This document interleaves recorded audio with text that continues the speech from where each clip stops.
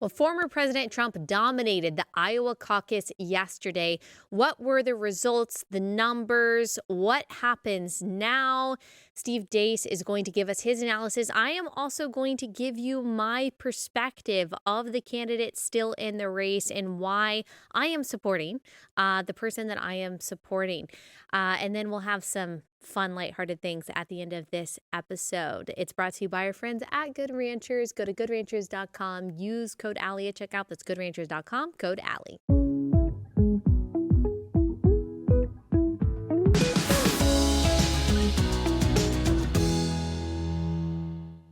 Hey guys, welcome to Relatable. Happy Tuesday. Hope everyone is having a wonderful week and that you are staying warm wherever you are. I think that there are very few places in the United States right now where that does not apply.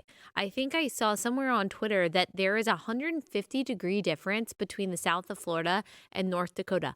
150 degrees. Oh my goodness. If you live in North Dakota, how? How do you do that? I wonder every year how people like that survive. More power to you. You must be having a good time watching all these people doing like cold plunge, like voluntarily getting cold in order to toughen up when really that has been your whole life. Everyone is trending North Dakota now. All right, let's talk about a different state, which is also probably cold, I would guess, and that is the state of Iowa. We are going to talk about the Iowa caucus today, which was yesterday, and we are going to have Steve Deace, who is an expert in the Iowa caucus, in Iowa politics, Iowa Republican politics, really national politics too, but since he is in and from the state of Iowa, he has a lot of particular insight for us. And so we're going to have him on the show in just a little bit and discuss that. Then if we have time, we'll have a little lighthearted segment at the end of this talking about the Emmys. It was the Emmys, right? The Emmys. See, I'm so in the know that I can't even remember the name of the awards show that we might be talking about. But first, let's get into this. Let's get into what happened in the Iowa caucuses yesterday. So we haven't really been talking that much about politics for the last few months, but you guys know it's 2024. Politics matter because policy matters because people matter. Politics affects policy. Policy affects people. That's what we have been saying on this show since the beginning, since 2018. And so even though we like to talk about these more evergreen culture war theological topics, I think it's so important to have those conversations. We're going to have more of them this week. We also have to have the episodes dedicated to what is going on right now, what's going on in this news cycle, what's going on in the polling numbers. What happens in November is hugely consequential for the future of our country and for our children. So if we care about what kind of nation we are passing down to our future generations, to our progeny, we have to care about what is going on in politics. As tiring as it can be, as frustrating as it can be, as polarizing and divisive as it can be, as sometimes as anxiety-inducing as it can be, this is something that we absolutely have to care about. And believe it or not, we are back in an election year, and the primary has officially started in the state of Iowa. So yesterday, Iowa voters went to select their pick for the Republican presidential nominee. Voters met at about 1,600 precincts across the state, including school gyms, church basements, libraries, to vote for their nominee. According to Real Clear polling, Trump had a 33-point lead in Iowa going into the caucus. So President Trump won. Spoiler alert. If you didn't already know that, he won, and that was the prediction going into yesterday. The race was very quickly called for President Trump. He won by a significant margin at 51%. There was some controversy about this. The DeSantis campaign in particular, I think, rightfully complained that the media started calling the race before everyone in Iowa had voted. So even though the doors had closed at many of these voting locations, not everyone had voted. And so they're in line to vote for their candidate of choice. They get a notification on their phone saying that the race has been called for Trump. Well, that's going to ultimately really hurt DeSantis's numbers, even Nikki Haley's numbers, because people are thinking, well, what's the point? Does my vote even count? I think it is malpractice for these media outlets to call the race before everyone has voted. What is the harm in waiting just a little bit? But in this like cliquey culture that we live in, every outlet has to be the first to get the most attention, to get the most retweets, etc., and to be used for the most commentary. And so there were a lot of complaints, a lot of frustration about that these media outlets were calling it so early. It's not that they weren't correct, because they were ultimately correct, but again, just very demoralizing for the people who were still in line and hadn't yet voted. In second place came Governor Ron DeSantis with 21.2%, followed by Nikki Haley, 19.1%. Now, did Governor DeSantis perform worse than I think people would have predicted 1 year ago? Yes. I think a lot of people, when DeSantis was at the height of his popularity, the center of so many news stories sometime at the beginning of last year and the year before that, I think everyone thought that he was going to run away with the primary. But based on recent polling, he actually outperformed recent polling. Recent polling had put Nikki Haley at second, Ron DeSantis at third. But it was actually Nikki Haley who came in third, but very close. So Ron DeSantis, 21.2%, according to CNN, followed by Nikki Haley with 19.1%. And then there's Vivek Ramaswamy. We have had let's see. We've had a lot of these people on our show. We've had Trump on our show. We've had Haley on our show. We've had Governor DeSantis.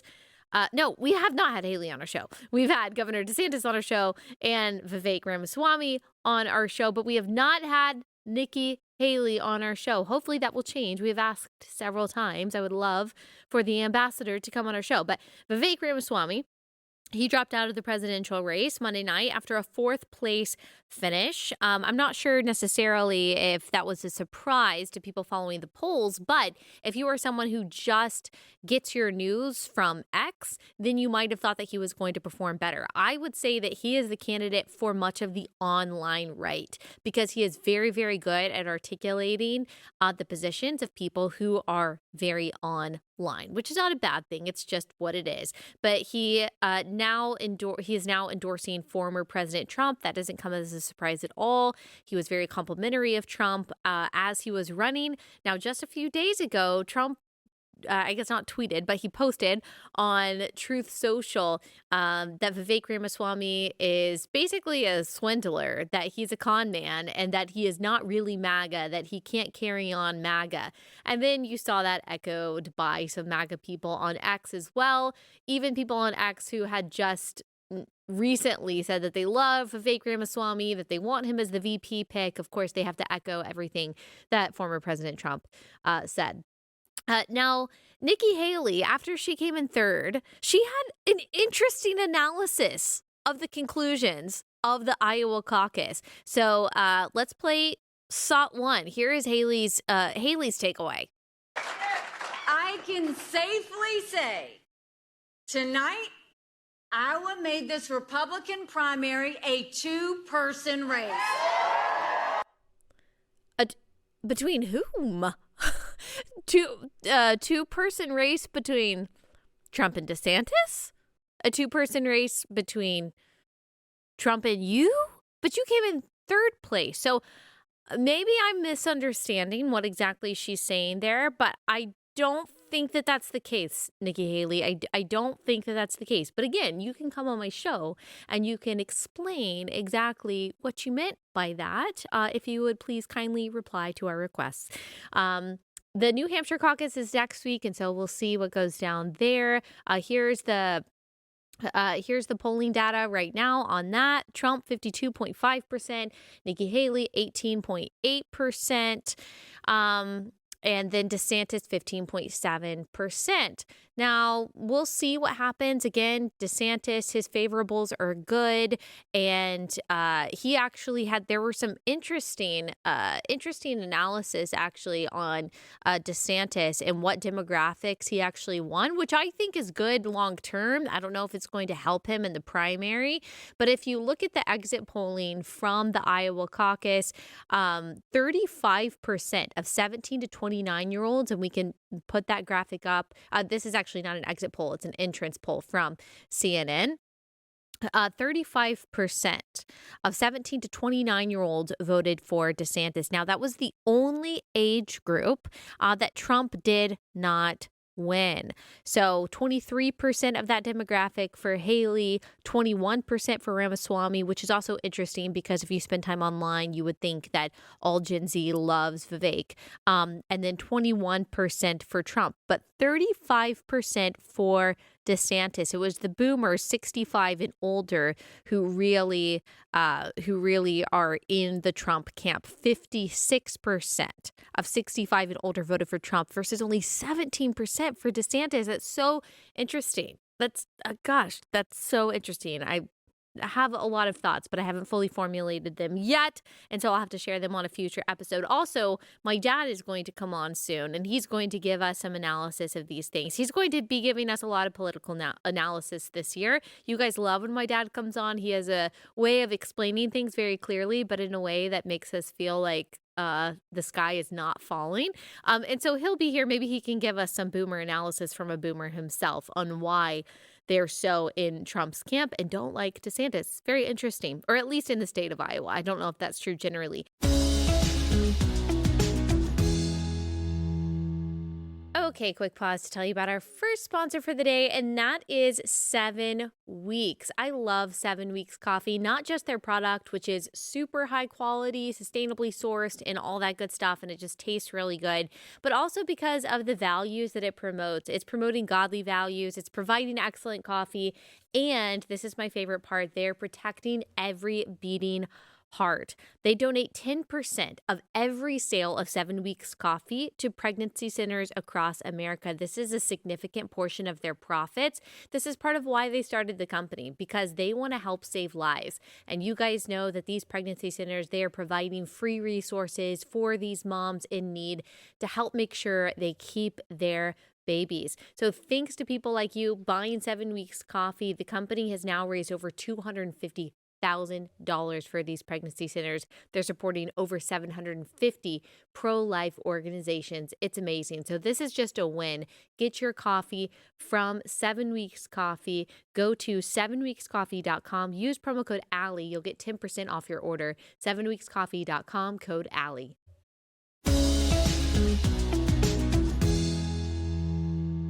Joy Reid has some very incredible analysis, as she always does, the most brilliant analysis on why Trump won Iowa and Nikki Haley did not. So here's what Joy Reid of MSNBC has to say. This is Sot 2.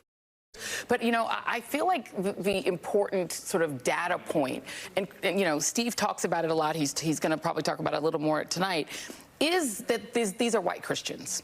That this is a state that is overrepresented by white Christians that are going to participate in these caucuses, especially tonight. They see themselves as the rightful inheritors of this country, and Trump has promised to give it back to them.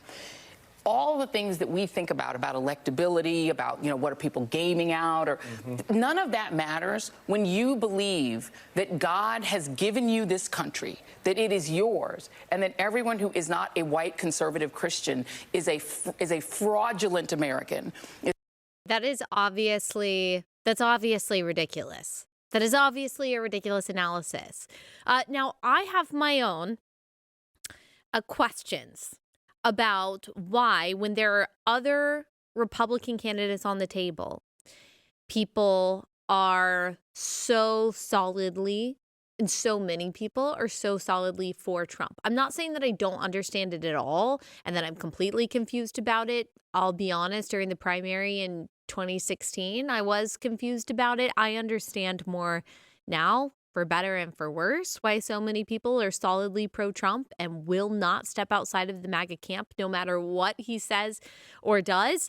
But do I think that this is because Trump voters see themselves as the rightful white inheritors of this country, inheritance of this country, and that every Black or brown or non-Christian person is some kind of phony or some kind of second-class citizen? No, I know for a fact that that is not the case. In fact, I would say that Trump's base is less Christian than the left thinks it is, and a lot more secular, a lot more pluralistic, a lot more quote unquote open-minded about a lot of issues like LGBTQ issues and abortion than the supporters of someone like, say, DeSantis. And so this is going to be the bell that they're ringing. This is going to be the only analysis that they are able to give because they are very unintelligent and unoriginal. They can't come up with anything interesting to say or true or accurate to say about why people support Donald Trump. And so they will say ridiculous things like this. Now, I do want to, on that note, I want to read something that Beth Moore said. And because I know that y'all love to hear analysis by Miss Beth Moore. And this is also analyzing the evangelical support of Donald Trump. She said, sobered by last night and trying to practice what people call radical acceptance, not of a presidential candidate, because surprising things happen, just plainly sobered by the thought that, with other individuals to choose from, masses of people still hail Trump. He's what they actually want in a leader, a bully. She says, verbally abusive, artfully and purposely divisive bully who has all but left the Republican Party unrecognizable.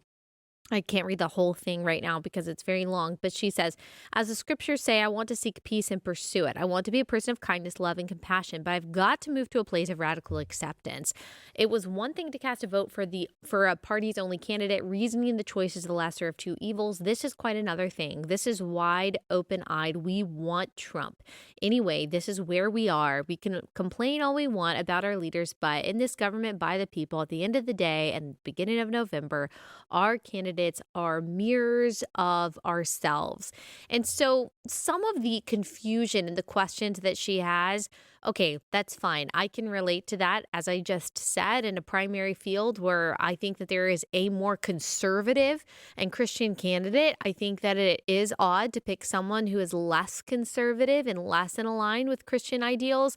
But to say that people want these aspects of Trump, to be verbally abusive, to be a bully, whatever it is, however she describes him, that's not true. Now, is it true for a contingency of people who support Donald Trump? They actually like that he turns his back on people who used to work for him, that he now deems disloyal, that they like the name calling and things like that. I'm sure that there are some people who support Donald Trump who genuinely like and prefer all of those things.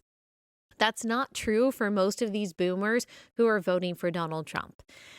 They see him as someone who is fighting against the system. I'm not necessarily agreeing with all of these things, but they see him as someone who is fighting against the system. They see him as a victim of the system, as a victim of the establishment. They see how these institutions like the intelligence agencies, like state governments, the federal government is coming after him. And they think that they are all coming after him because he is trying to fight for good and to fight against evil. And they saw what happened in the 2020 election when, admitted by Time magazine, there were several entities and several institutions, global and national, who worked as hard as they possibly could, expended as much money and energy as they possibly could to ensure that Trump was not elected. I think that they just look at that and say, okay, there's got to be something to this guy. If all of the people that we don't like are after him, then he must be accomplishing something good. And I think they also look at things like, look, there was peace in the Middle East, unprecedented while Trump was president. Our economy was doing well while Trump was president.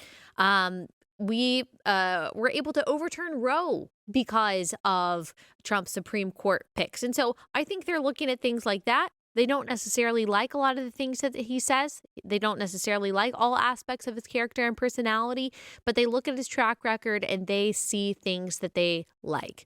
Now, again, as we'll get into in just a second, I would say that he's not conservative enough, but I can look at some of the things that he accomplished during his presidency, and I can say, wow, that was really good. The fact that we overturned Roe, that in and of itself, saving tens of thousands of lives, I can look at that and understand why someone would say, he's our guy. He's the only one who can fight against the system. He's the only one that's going to really get things done and accomplish things. Again, whether you agree with that or not, there is a much more innocuous justification for someone voting for Donald Trump in the primary than someone like Beth Moore is letting on. And Beth, like, I understand, though, your confusion about, okay, we've got these other candidates over here. If you're a Republican and you're a conservative, why Trump? I get that. I get asking that question. But assuming the worst motives of the people who are voting for him, you're indicting millions of Americans who you are saying all support a bully because they themselves are bullies or love bullies. That's just not true. They're better understandings. Like, there are better reasons. Maybe talk to some of those people. Now, some of those people, I think they do have just like a cult-like mentality about Donald Trump. Like, you could say anything, you could tell them, okay, look, this is what he has said. I bet you don't agree with that. I bet you don't agree with that. And they will straight up tell you to your face that you are lying. Or they will find some kind of crazy reason and justification for why he said what he said or did what he did. It is kind of insane. But a lot of people, they're not paying attention to the 24/7 news cycle. They're not seeing everything that he's posting. They don't know everything that he said. And they just look at his list of accomplishments and the way they feel that he is unjustly being targeted. And that's why they're voting for Donald Trump. So, okay, I understand your questions. Maybe some of those are fair questions, but the character indictment of all the millions of people who voted for Trump in the primary, I simply don't think that's fair.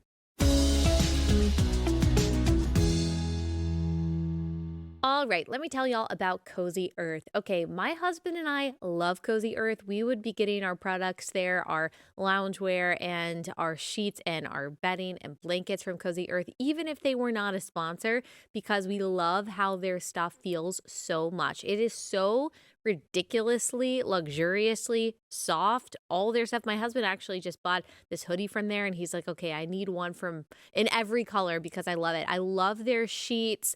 I am so spoiled by Cozy Earth that I never want to be wearing anything else or sleeping on any other kind of sheets because they are just so soft. It's all made from premium viscose, made from highly sustainable bamboo. Everyone who tries Cozy Earth absolutely loves them. Plus, if you use code RELATABLE at checkout, that's CozyEarth.com, code RELATABLE, you can save up to 35%. That's an awesome deal.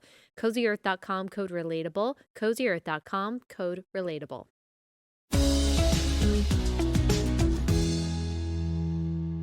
Now, I am going to give you some reasons why, even though I am happy about some Trump accomplishments, I am concerned about Trump leadership as someone who is a social conservative, as someone who is a Christian first, a Christian conservative. I just don't think that he is conservative enough when it comes to policy. So let me read you some things, or let me play you some things that he has said and compare it to some other people on the field, and then you can tell me what you think. Okay, let's look at abortion. So Trump has not taken part in any of the debates, the primary debates so far leading up to Monday's caucus. He did appear in a Fox News town hall. It took place in Des Moines last Wednesday, and he was asked by this woman, how can I be assured? How can you reassure me, she said, that you can protect every person's right to life without compromise? And here was Trump's answer. This is SOT 3. Now, I happen to be for the exceptions, like Ronald Reagan, with the life of the mother, rape, incest. I just have to be there. I feel there's a lot of people say if you talk 5 or 6 weeks, a lot of women don't know if they're pregnant in 5 or 6 weeks. I want to get something where people are happy. This has been tearing our country apart for 50 years. Nobody's been able to do anything. And again, you can only ask that question, and you ask it brilliantly. And I understand exactly where you're coming from. I love where you're coming from. But we still have to win elections. Okay. So he was, in context, he was saying the only reason you're able to ask that question is because I helped the overturning of overturning of Roe by nominating the Supreme Court justices that were on the majority of that decision. And that is true. And you can see, just so classic Trump, that he is extremely charming, even when he is answering a question in a way that I don't like, because I don't like his answer, but he does, pay compliments and honor the person who is asking the question. But he did not give her the reassurance that he is going to protect every beating heart and every life. And you can see it there, that he is for exceptions for the life of the mother, rape, and incest. Well, as we all know, abortion is not necessary to save the life of the mother. Delivery is. Either way, the baby has to come out. And so if the life of the mother is at risk, which we should all care about as pro-life people, understanding that that mother's life is of equal value, that baby has to come out, that baby has to be delivered. And so there is no need to dismember or poison or kill that child before the child is delivered. Now, again, this could be a premature delivery. The doctors should do everything possible to try to save both lives. That is the pro-life position. Assenting to this idea that you have to allow abortion to try to help the health of the mother, that the category of health as defined by Doe v. Bolton, that means emotional health, that means mental health. It just opens the door to all kinds of exceptions, which basically allows abortion through all 9 months. And Trump should know that. He should know that as someone who has now been in pro-life and conservative Republican politics for a while now. He also said he's for exceptions in rape and incest. We've talked about that several times. You're basically giving the death penalty to the child rather than to the rapist. That is morally and ethically egregious. He is right that is where most people are, though. And he does go on to say, look, if we don't compromise on this issue, basically, then we are going to lose elections, and then you lose everything. That is a position. That's a position of a lot of people within the Republican Party. He is not wrong to say that is the position of a lot of people in the Republican Party. And so a lot of people will listen to that or watch that and say, yeah, that's representative of me. But I did not, as a staunch pro-lifer, did not get the assurance that I need to know that he is as pro-life as I am. And what I think is more egregious is a comment that he made on Meet the Press several months ago when he was talking about Governor DeSantis's Florida's SB 300, which is the Heartbeat Protection Act. It prohibits abortions once the unborn child has a detectable heartbeat. And here is Trump on Meet the Press talking about that. If a federal ban landed on your desk, if you were reelected, would you sign it at 15 Are you weeks? talking about a complete ban? A ban at 15 weeks? Well, people are starting to think of 15 weeks. That seems to be a number that people are talking about right now. Would you sign that? I would sit down with both sides and I'd negotiate something, and we'll end up with peace on that issue for the first time in 52 years. I'm not going to say I would or I wouldn't. I mean, DeSantis is willing to sign a 5-week and 6-week ban. Would you support that? You think that I goes think what too he far? did is a terrible thing and a terrible mistake. Okay, a terrible thing and a terrible mistake to sign a heartbeat bill. Oh my goodness. A terrible thing and a terrible mistake to protect babies with a beating heart inside the womb. So I just can't get down with that. I'm sorry. I just can't get down with that. And then here is Trump also talking with Megyn Kelly about transgenderism. And she asks a very simple question. Can a man become a woman? And here's what Trump had to say. Can a man become a woman? In my opinion, you have a man, you have a woman. I think part of it is birth. Can the man give birth? No. Although they'll come up with some answer to that also someday. I heard just the other day they have a way that now the man can give birth. No, I would say I'll continue my stance on that.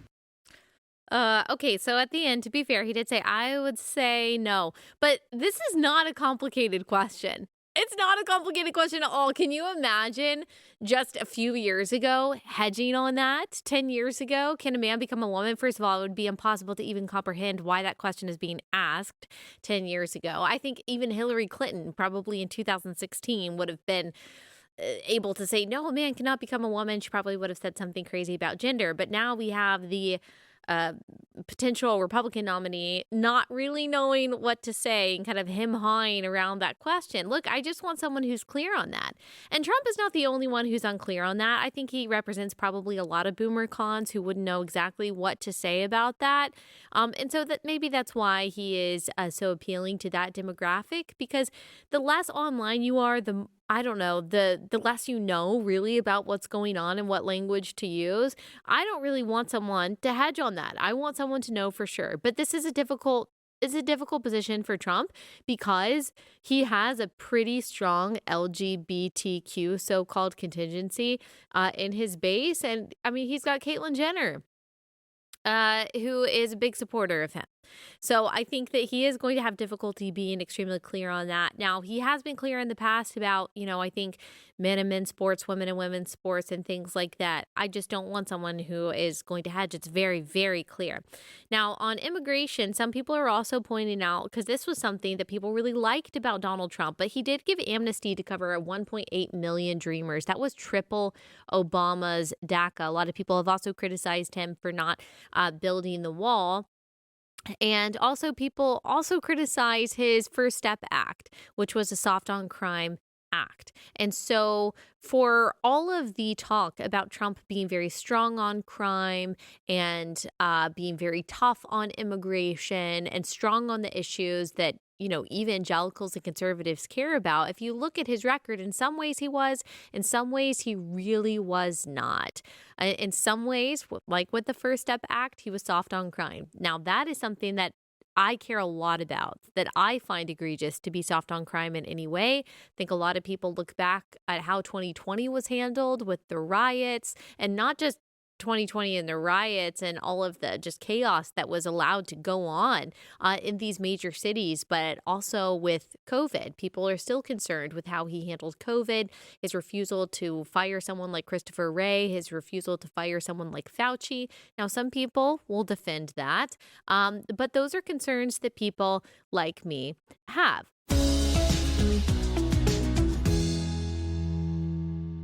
All right, y'all. If you have not gotten your meat from Good Ranchers, what are you doing? Are you seriously still going into the grocery store and trying to pick out the right cut of meat and actually believing that little sticker on the package that says made in the USA? Newsflash, it's probably not. That meat was probably packaged in the USA and imported from overseas. But at Good Ranchers, you know for sure that all of your meat, your better than organic chicken, your craft beef, your seafood, every bit of meat that you're getting from Good Ranchers, it's all from American farms and ranches, 100%. Right now, they've got an awesome deal going on. You can subscribe to any box of Good Ranchers so that meat comes to your front door once a month, and they will add for free 2 pounds of pre-trimmed better than organic chicken breast to your order. No antibiotics ever. You can trust the quality of this stuff. Go to goodranchers.com, pick your box, use my code Allie, and you'll save $20 off your order plus that $189 of free chicken. Go to goodranchers.com, code Allie, goodranchers.com, code Allie.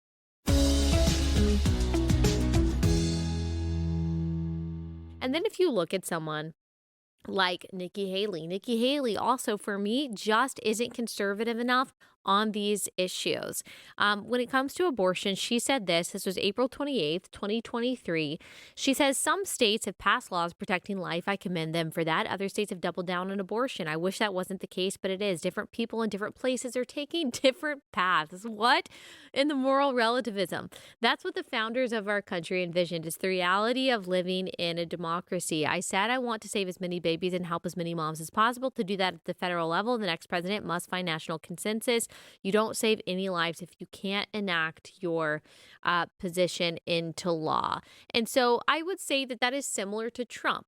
She is more pragmatic, more willing to compromise when it comes to abortion because she just wants something that is able to get passed. Again, I would say that is a position. That is probably the more popular position to take. I'm giving you my perspective as a conservative Christian and pro-lifer. On December 11th, she was asked about the Kate Cox abortion case, which we have talked about. We talked about on this podcast that this woman in Texas who wanted an abortion because tragically her child was diagnosed with trisomy. Was it trisomy 13? I think anyway, it's a pretty fatal diagnosis. You die either in utero right after birth. Very rarely can they live into their teen years. And so she wanted to abort this child. Texas law doesn't allow for that because her life was not at risk. And so she traveled to actually get a 18 plus week abortion. And so in response to that, Nikki Haley said, I don't know the details of the case you're referring to, but what I can tell you is that the issue didn't need to be in the hands of unelected justices. It needs to be in the hands of the people because it's a personal issue for every woman and male. What does that mean? What does that mean? That is not staunchly pro-life. That is not a staunch position when it comes to protecting the life of the child. We should not allow the murder of children just because they might be disabled or may have a hard life. That child is still made in the image of God. That child is still has value. Is that the principle that we apply to children outside of the womb? Well, it certainly should not be. She has made several comments about abortion that are similar to that. I guess I don't have to go through all of them. But then here she is on transgenderism. This is Sussex. Now, can a man become a woman? There's been a lot that's been talked about when it comes to all of these roles and all of these issues. We want to make sure people can live any way they want to live. I don't think government needs to be in control of anybody's life. You go live the way you want to live. You should be free to live the way you want to live, and government and everybody else should stay out of your way. I think that, you always have to believe in freedom and allowing people to live the life the way they want to live. And if that's how they choose, then, I don't think government should have any say in that. Okay, so let me give you some context on that because I don't want to decontextualize her. She is talking about before 18, she's against puberty blockers. She's against these surgeries to change your body. After 18, she's saying that anyone should be able to do what they want to do. Government should stay out of the way. The problem with that, of course, is that if someone can change their license, someone can change their identity, and then someone can change their body, then it is very difficult to keep that man out of women's spaces. It is very hard to make a case that that person should not be in a female prison, that that person should not be in a female domestic abuse shelter, that that person should not be swimming on, the women's swimming team. And so that, again, that position is probably representative of a lot of people. She's trying to get that independent vote. That's not for me. That's not where I stand. That's not the position that I'm in. I think a lot of conservative women are also just notably more conservative than both Trump and Haley. Now, when it comes to DeSantis, I just find that he is more conservative on these issues. As I already said, he signed SB 300, the Heartbeat Protection Act, which I'm thankful for. When he has been asked to articulate his positions on abortion, he says on issues that are fundamental, he asks, why are you in office? Are you in office to put your finger in the wind and try to contort yourself into a pretzel? Which I would say was both Trump and Haley's position, by the way, on abortion. Or he asks, are you in office to stand up for things you believe in? He's also explained how he's made changes to help people afford babies as well, such as making all baby items tax-free in Florida. He was also asked in September of last year by Glenn Beck, can a man become a woman? And here's what he had to say. Let me ask you something. Can a man become a woman? No. How ridiculous that we're even asking that question. And, sometimes people will knock me because they'll say that he's talking about woke and you shouldn't worry about who people say, who cares about it, right? Look, society needs to be grounded in truth. And if you're telling me a man can get pregnant and you're telling me a man can become a woman, that is not true. And I'm not going to accept that as true. And I'm not going to be complicit in a lie. And if our society is built on a mountain of lies, even on those issues, which maybe some people don't care as much about, how are you going to have a situation where you're going to have get things right? Yes, that's absolutely right. It's not difficult to answer that question. Can a man become a woman? Like, you don't need to hem-haw, you don't need to hedge, you don't need to, as he said about the pro-life issue, contort yourself into a pretzel. You know, that's what people really liked about DeSantis, is that he is extremely clear and extremely articulate in explaining the position that not only he has on these issues, but that a lot of us have. He is, in my opinion, the most conservative choice that we have, and he has a record of applying that conservatism in a way that makes positive, widespread change and has made Florida the beacon of freedom that it is. That's why people are leaving states to go to Florida, because of DeSantis's policies. And I'll just be honest, it is very difficult for me to understand why he isn't doing better than he is in the primary. Like, I'm not saying that any campaign is perfect. Of course, we can analyze all different campaigns and say they should be doing this, they should be saying this, they should be going to this place, they shouldn't be saying this, the online people represent, whatever it is. Like, there are plenty of analyses that we can give. But when it comes to his record, he is by far the most conservative choice that we make. I'm not indicting your character. I'm not questioning your morality. If you are voting for one of these other people, we're all going to have to come together at one point and figure this out and decide what we're going to do in November. But when it comes to the candidates in the field right now, yes, I think DeSantis is the most conservative on the issues that matter most to me, on these culture war, moral issues that we know on this podcast are not primarily political issues, but are biblical issues. Gender, abortion, the family, these things are biblical Genesis 1 issues. And all of that really matters to me. And I think that he's right when he says that society has to be grounded in truth. These are not like peripheral issues that we can just push to the side and think, oh, we don't need to care about that. We can just care about the economy. That's how we got where we are right now. That's what the Republican Party has been for decades. And that's why we are even debating if a man can become a woman. We have to have a culture warrior in office.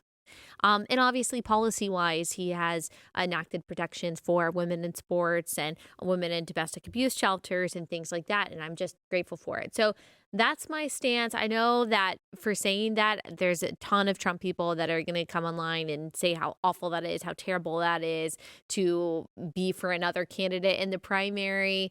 Sorry about it. It's, you know what? This is a free country. We're allowed to articulate our views and to support the people we want to support and to make the case for them. And when it comes to their records, I just think DeSantis is the most conservative pick that we got. So anyway, we'll see what happens. All right. That's enough of my analysis. That's where I stand on it. That's where the race stands right now. We'll see what happens. I'll bring you the analysis as it comes. And right now I want you to hear from Steve Deace. As I said, he is an expert, especially when it comes to Iowa politics. He's going to give us a breakdown of what really happened and what he thinks we can expect going forward.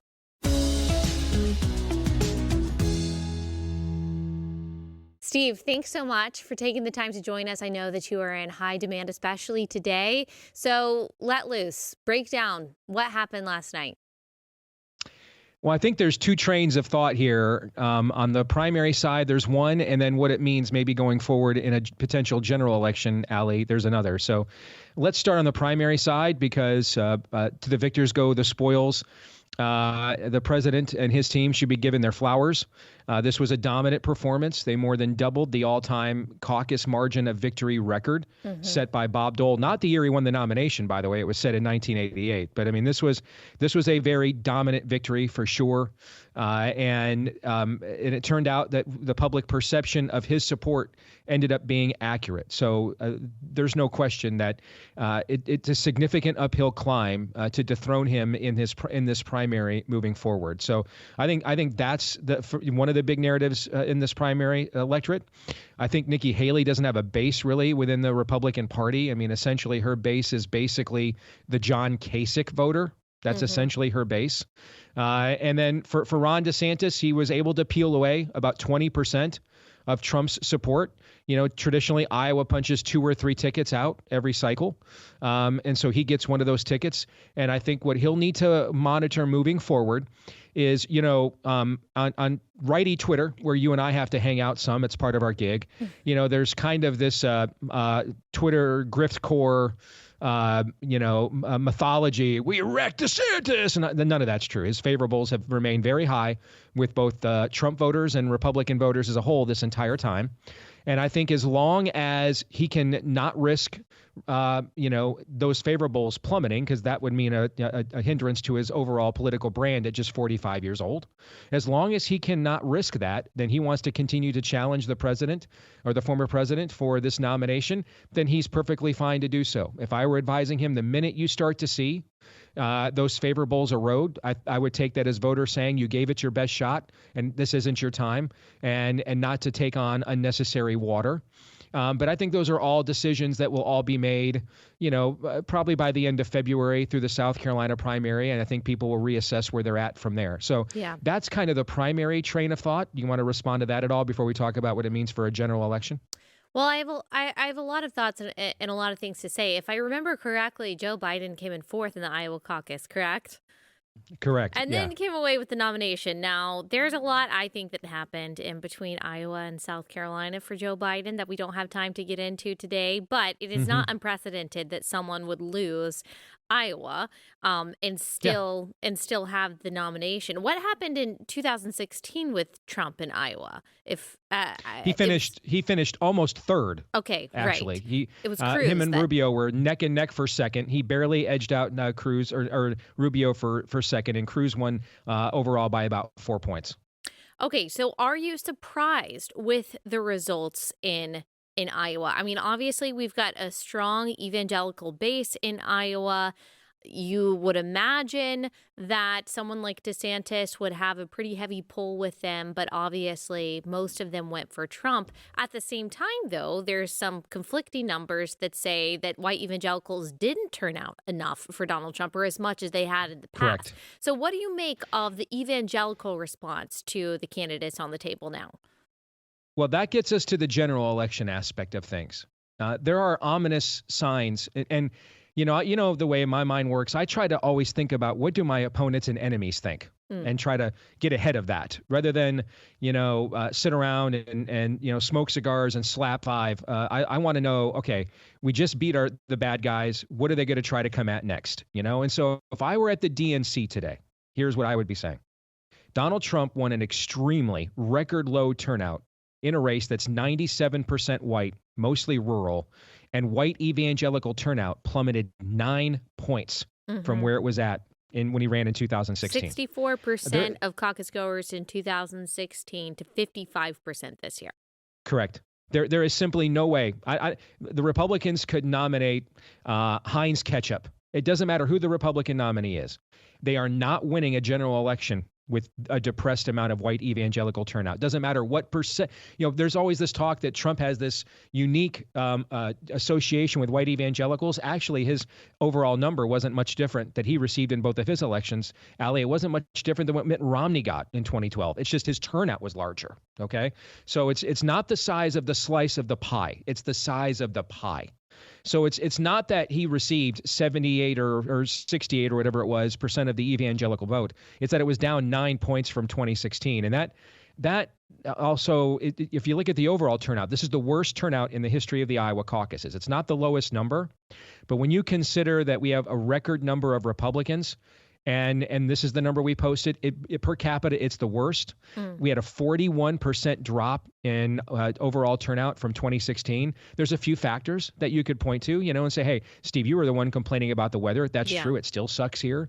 A lot of people may have thought, too, when they looked at the polls and said, well, he's so far ahead, I don't have to risk the cold. I'll just stay home. That's part of it, too. I'm hoping those are true.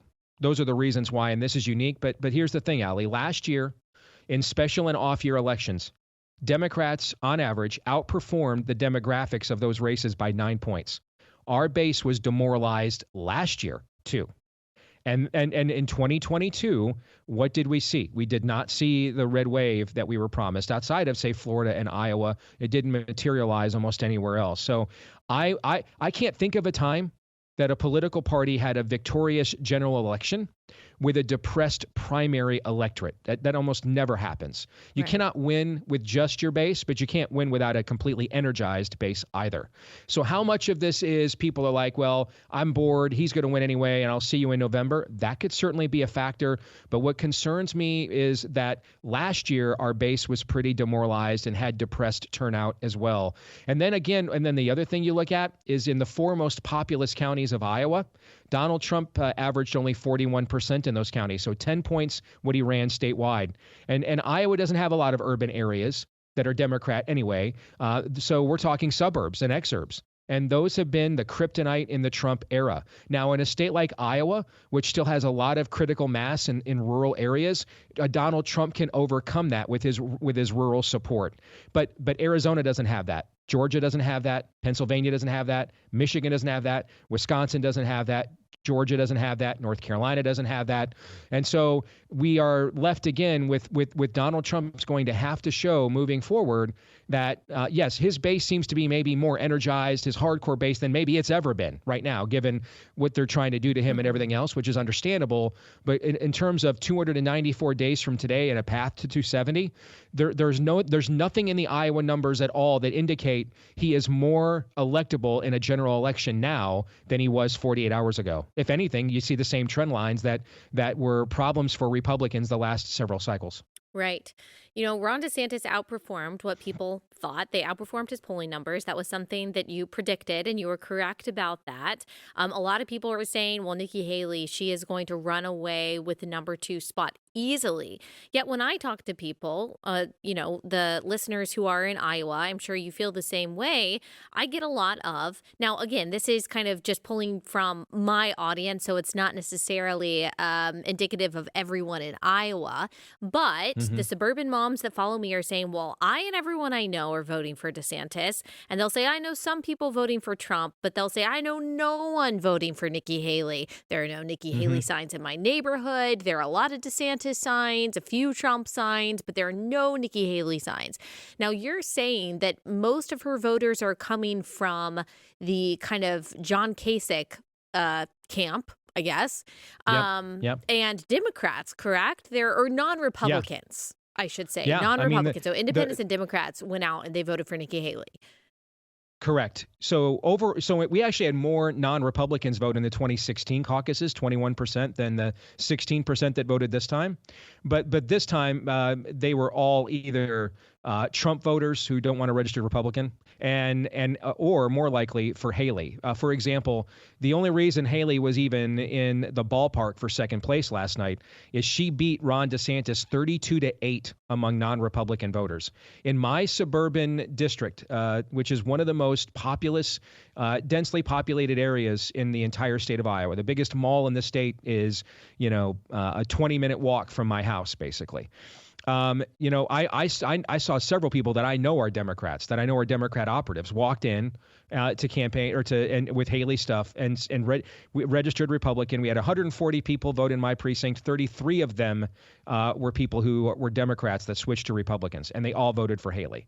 And she narrowly ended up winning my precinct as a result. In fact, when I got up as the precinct captain for DeSantis to give my speech for Ron, I actually pointed out in the room the Democratic operatives were there in my speech. I said, hey, one of the reasons I'm supporting Ron is like our Governor Kim Reynolds. He has reduced the Democratic Party to smoldering ash, which is why Democrat operatives are sitting at these tables over here to come over here and vote for Nikki Haley. They don't have a party in Iowa, so they have to come over here and vote in ours. I said that right to them, and so that's within the right, her base is the Kasich Republican. That would have so she would have gotten 10% last night. Struggled to get out of double digits. She got into the high teens because of the amount of Democrats that crossed over to vote for her last night.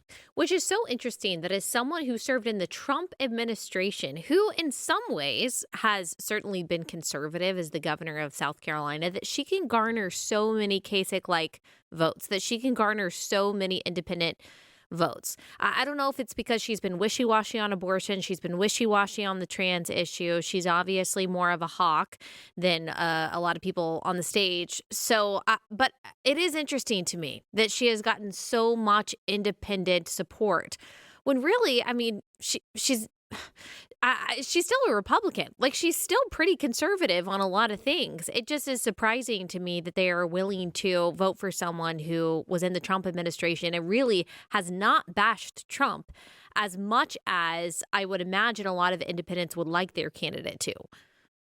Well, here's what's happening with her. What's happening with her is, you know, I know it seems as if Mitch McConnell will be Senate Republican leader long after you and I are 6 feet under, and that might be correct, okay? But notwithstanding people like him in places like Washington, D.C., across the country, much of the corporatist wing of the Republican Party has been annihilated. Even Republicans who are favorable to that wing, like, say, your governor, for example, Greg Abbott, have to, at the very least, when the cameras are on, toe a completely different line.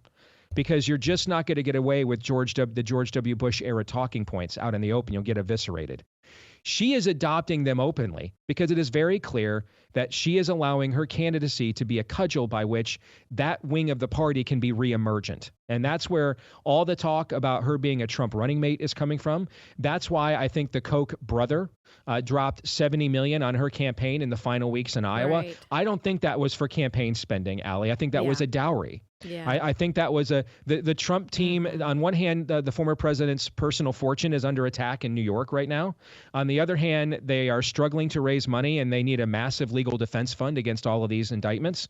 And so I think that was an advertisement to Donald Trump and his family to say, hey, if you put her on the ticket, there's a lot more where that comes from. We can write a lot of checks to help your cash flow situation. Because if you follow MAGA online, they do not like Nikki Haley. I have not seen any of the hardcore MAGA people say, oh, yeah, you know, Nikki Haley might give us a balanced ticket. They all think that Vivek is going to be the VP pick, which I don't think at all. Yeah, but they won't make it. They won't make any of the decisions. I went through this with Donald Trump in 2016 when he was wooing me to work for him. I never met Jared Kushner, didn't know he existed.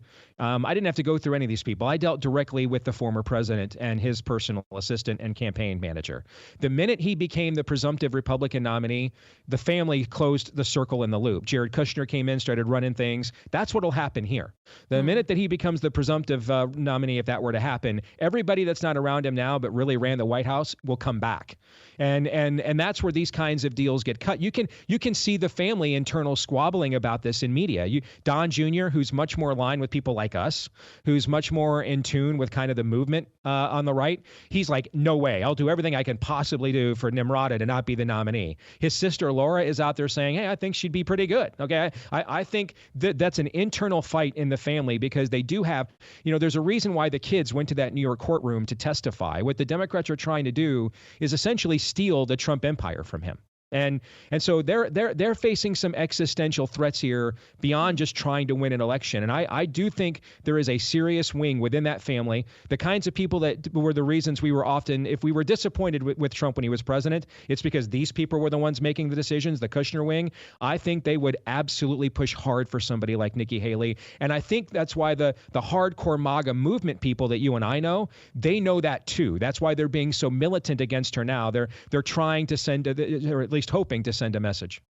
Can I just be honest? A Trump-Haley ticket, like as involved as I am in the political commentating culture war sphere, I feel that malaise that we were talking about. I do not feel excited to go out and vote for that in November. Now, of course, when it comes down to it, anyone is better than Joe Biden. Of course, I think that ticket is better than Joe Biden, but am I excited about it? Am I mobilized? And if I feel that, knowing what we know about what is at stake, and I know everything about what is at stake, I mean, as much as a person can anyway, I don't feel excited about that. If I don't feel excited about that, I know for sure that the other moms and the preschool carpool line are not feeling excited about that either. There's a dirty little secret here that a lot of times we don't want to talk about because it's really not good for business. But, there's a lot of members of your audience that didn't write a book last year, and they almost sold as many books as Carrie Lake did. This idea that this is some impenetrable brand, mean, there's a reason why you pay for bot farms and do things like that to inflate the perception of your worth.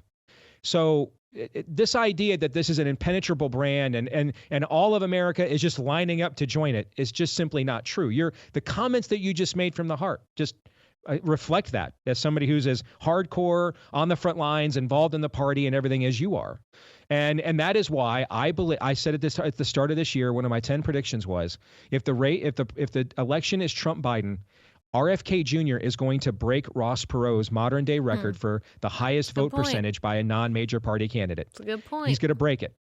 And now, unlike Perot, who mostly took from H.W. Bush, it's going to be an interesting ratio how much he takes from each side, because there are, that's funny too. There was only one age demo that Donald Trump didn't win last night in Iowa. Youngest voters, and Ron DeSantis won them going away. I know. I love to see I can see that, and I can see that entire demographic voting for RFK Jr. in the fall. And I think, by the way, I think that's true on the Democratic side too. I could see that entire demographic voting for him too on the other side. So I don't know, necessarily. The media will tell you if RFK Jr. is hurting Biden or not. They'll say, this has to stop. If he's hurting Trump, they'll say it's great for democracy. But I do think he'll get over 20% in November if the choices are Biden and Trump. Yeah, you know what? I think that you're right. I think that's really interesting, especially with the suburban moms that I just talked about. Amazingly, they might be willing to compromise on some other stuff just to vote for someone who is so for medical freedom. And that's honestly a contrast from Trump. You got the person who's and doesn't make them frankly feel like go ahead. It doesn't make them feel like when I'm in the church foyer or atrium, I have to be ashamed of talking about politics. Do not underestimate that factor. Okay, that is absolutely a thing for sure. And you know that even better than me. Well, thank you so much, Steve. I really, really appreciate it. Everyone, make sure go out, listen to Steve's show, because he'll have a lot more analysis actually on his show today, and I'm sure the rest of the week. Thanks so much, Steve. Thanks, Allie. Always good to see you. God bless.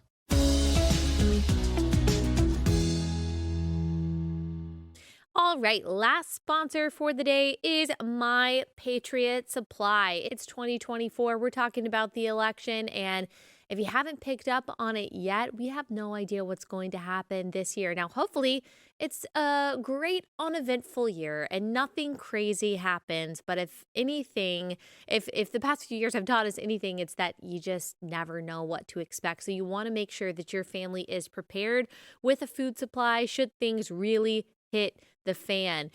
We have My Patriot Supply. You can put it in your laundry room, your closet, your pantry, and it's good for 30 years. And it's a 3-month emergency food supply. Once you break into it, you'll want to make sure that you have a food kit for every person in your family, so you can be fully prepared that way. If you go to preparewithallie.com, you'll get a discount. You'll save $200 on an essential 3-month emergency food kit from My Patriot Supply. Go to preparewithallie.com, preparewithallie.com.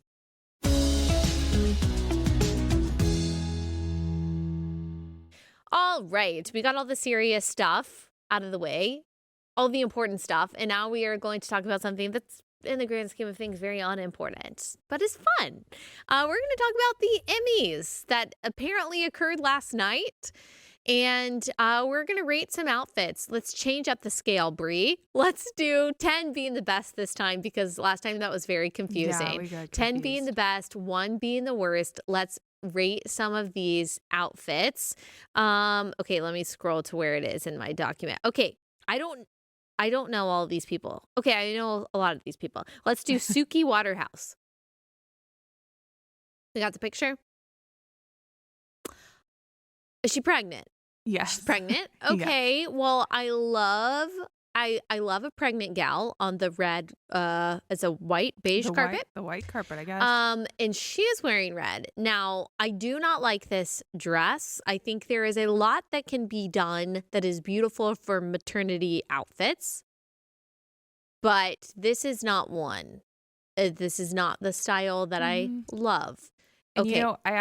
I picked this angle because there's one from the side and it is all hanging out. And so Yeah. If people are just listening to this, it's basically like a rectangle that's just covering the front of her torso, but the side and the back is all out. And wow, that's a lot. I'm going to give this a 3. I'm going to give it a 2.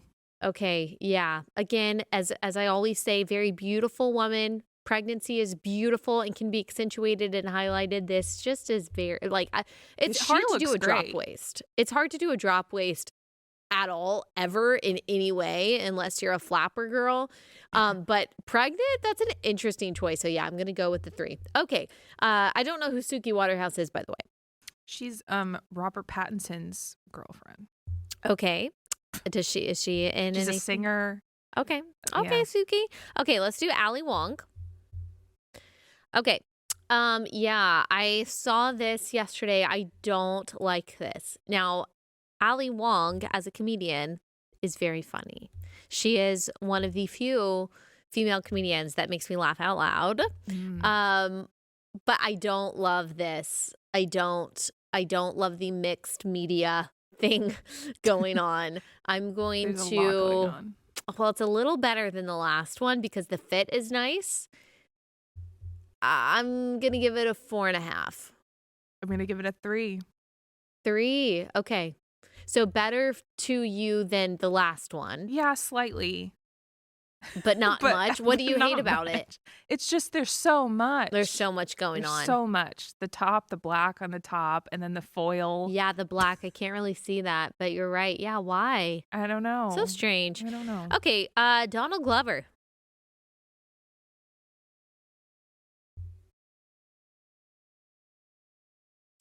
It's hard to see the details in this one. Yeah, it's not bad, I guess. And plus he's wearing black and white and he's against a black and white background. Yeah. So I don't think I love for the guy a like blazer with what looks like a cami underneath it.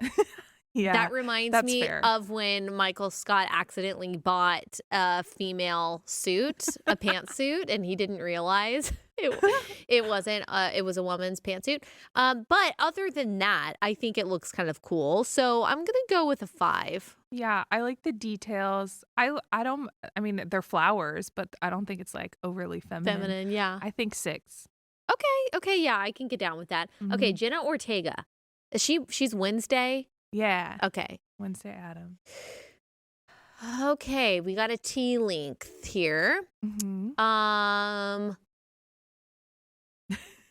Oh, I think we could have done so much better.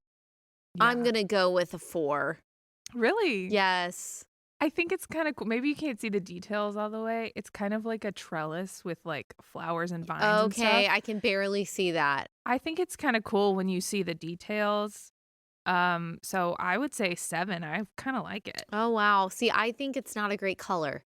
It is a very washout color. That's fair. For someone who is fair. Now, someone who had darker skin, I think it would probably look better. It's not a bad dress. I just don't know if that is the best on her. I think so many colors will look so pretty on her. That's not one of them, in my opinion. Okay, I don't know who this person is. Don't know how to pronounce their name. Ayo Edibiri? Yeah, Io, I think. Ayo? Okay. Okay, so I saw this yesterday and actually said that I liked it at first. But we could do better. We could do better. Yeah. I'm going to go with a 4.5. Yeah, I'd say 5. I think the leather is cool, though. Yeah, A and I like leather the dress. shape on her. I think it's very Yeah. flattering, but yeah, the bottom, weird. It A little is trash weird. It's a little baggy. weird. Yeah. Yeah. Yeah, for sure. Okay. April Ludgate. I mean, Aubrey Plaza. Okay. Here's my hot take. I know that looks so bizarre because if you're listening to this, she's got a huge sewing needle through her chest. Not through her chest, through the chest of the dress. And obviously that's supposed to be a statement. Like it's supposed to be weird. But I think other than that, and other than the boxiness at the top, which doesn't like show any shape at all, I think she looks amazing. This is probably the best I've ever seen her look for hair and Really? makeup, I think. Oh yeah, her hair and makeup are amazing for Great sure. color on her. Yeah. Not everyone can pull off that color. Oh my gosh, I would look awful in that color. But she looks great. And I say I don't always like her style, but besides the random sewing needle, I think she looks really, really good. So I'm gonna give her just general look a 7. Okay. I'm gonna give it a 5. Okay. You said we could do better. I feel like that was the theme of the night. Yeah. I feel like everyone could have. Everyone? Me judging from my couch. Yeah, You all I could have know. done better. Yeah. Yeah, I know, but that's, you know what? They're supposed to be scrutinized. They're supposed to be judged. Their outfits are supposed to be judged. That's Yeah. why they take all the pictures That's so we what they can all sign up comment for. on them. And they're all beautiful human beings made in the image of God. And I hope that Jesus saves all of them. Okay. Does that make everyone feel better? We're just rating their clothes because it's fun. All right. Before we head out of here, I just got to tell you about one more thing for today. And that is just a reminder to check out a new docuseries on Blaze Originals by Glenn Beck. He has gone to Liberty County, Texas to give you the real story of Colony Ridge. This is a development, a community that is being built at a stunning rate. We're talking like 200 lots a day. And the interesting thing is that all of these houses almost are housing illegals. What is going on? Who is behind it? Who is funding it? Why and how is this happening? That's what Glenn Beck is digging into. So go to blazeoriginals.com, use code Colony Ridge. You'll get $30 off your subscription. You'll get access to this and all of our other behind the scenes stuff. The real story of Colony Ridge. Go to blazeoriginals.com, code Colony Ridge. All right. That's all we've got time for today. We will see you back here tomorrow.